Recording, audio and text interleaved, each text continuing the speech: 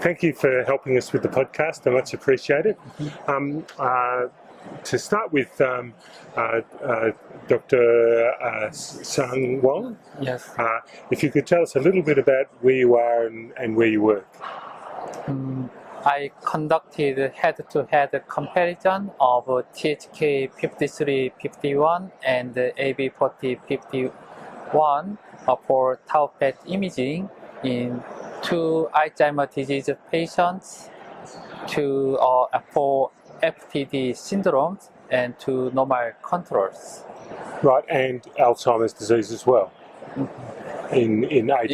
In FTD syndrome patients and normal control. Yeah, right. And so, what syndromes were there? FTD syndromes. Regarding FTD syndromes, we included behavior variant FTD, non-fluent variant FTD, and semantic variant PPA patients. Right. Did you include people with Alzheimer's disease as well? Yes. Right.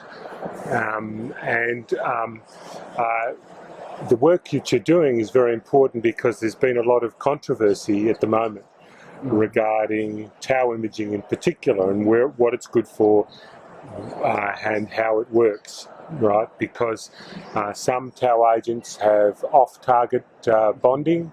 Some tau agents are better for Alzheimer's disease and not very good for other diseases. So that's with some have 3 repeat, 4 repeat versions.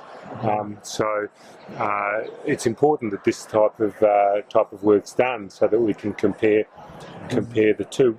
What were your findings? We found that AB4051 showed more increased uptake than THK series. Yes. In Alzheimer's patients. Yes.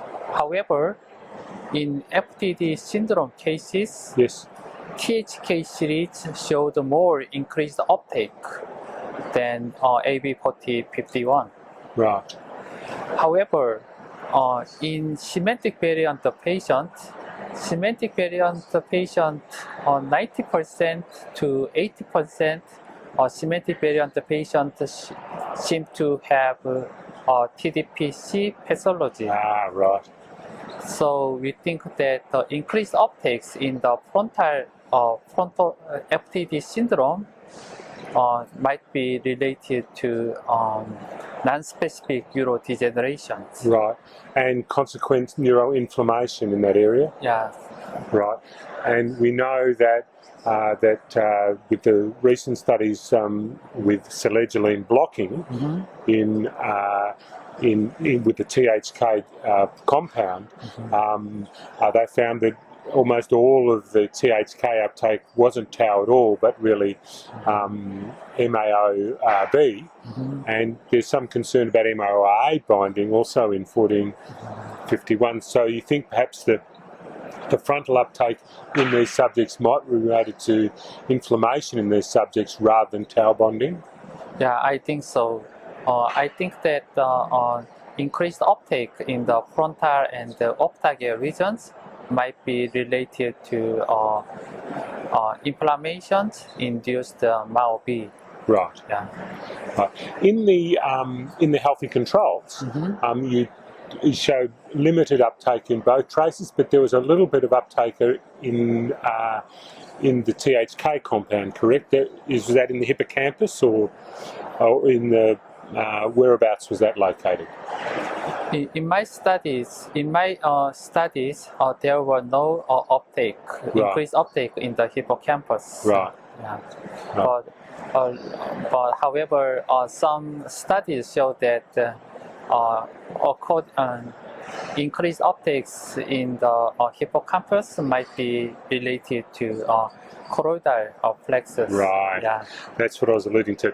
Yes, a lot of studies that people thought, that's hippocampus, turned out to be non-specific bonding in the choroid plexus, which is a very vascular structure, and it's got, so that may also be related to the MAO or just general non-specific inflammation binding. Yes. Yes. So this is very important work. Yeah. Thank you. And for our listeners, I don't know, but in Korea they've been able to work very efficiently in doing many scans. You also did phlebotomy studies on these traces, which is another one of the amyloid compounds made by pyramid. So, which of these studies showed phlebotomy uptake?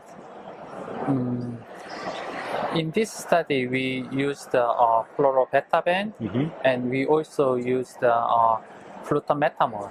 You used flutometamol as well, right? Yeah, and before the fluorine ligand, we used PIB imaging. Right. Yes.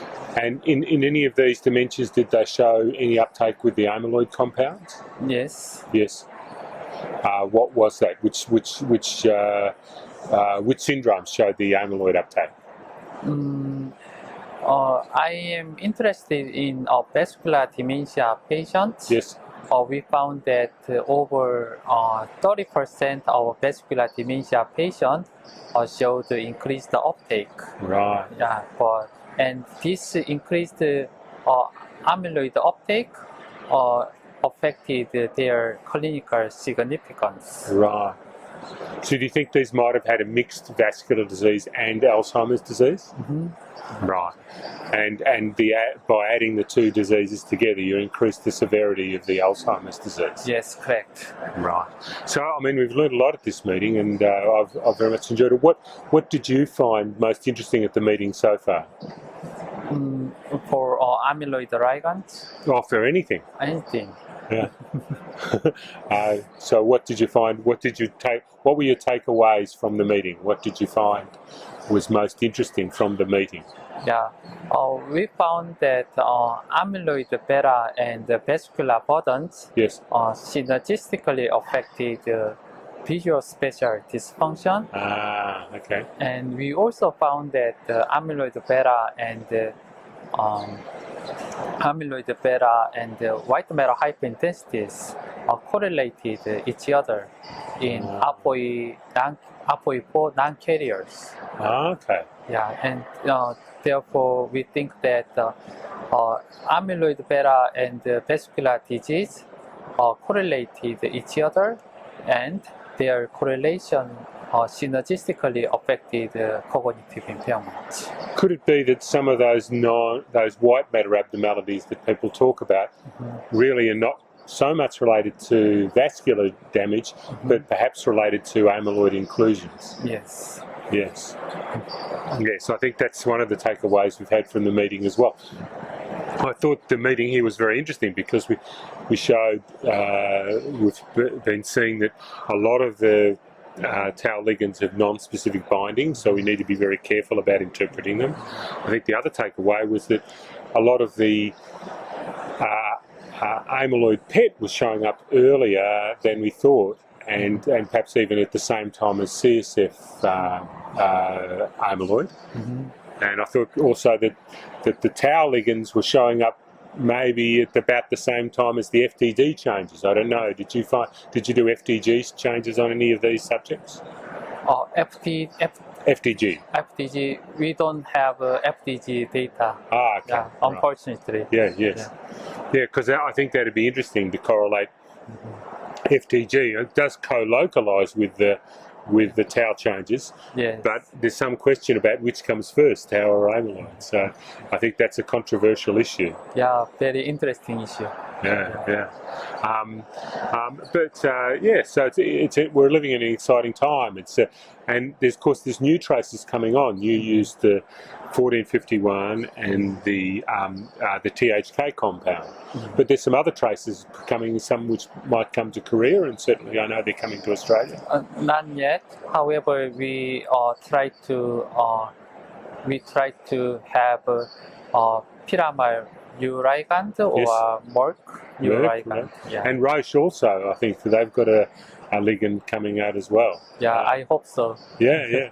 So there's a lot of competition for Yeah. tau ligands at the moment, and we're changing from the first generation to these later generations of tau ligands, and I think that's very important, because I think there's some significant limitations in the first, and I think your study showed that there's some significant limitations in the first generations of tau ligands, and we need to move that on. Particularly at this study, there's tau therapies being done. AbbVie promoting a tau therapy. There's other companies that are doing tau therapies. So I think it's important that we get our tau imaging right in order to make tau therapies work, because we've discovered that if you don't get your amyloid imaging right, you don't get the amyloid therapies don't work.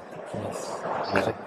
So I think it's been a very interesting meeting, and thank you very much, Dr. Sang Won, for helping us out and talking on the podcast. I hope I can get to Korea one of the days. And of course, Korea is quite famous in the other areas, that CIT, which is the tau, which is the F18 ligand for measuring for Parkinson's disease, was developed in Korea, wasn't it? Yes. And a lot of that work's been done in Korea, and Korea has been very efficient at doing the tau imaging and the amyloid imaging, and I think there's a lot of good work to be coming out of Korea. Thank you so much. And thank you, and thank you for speaking to us. Much appreciated. Yeah. Thank you. Thank you. Thank you.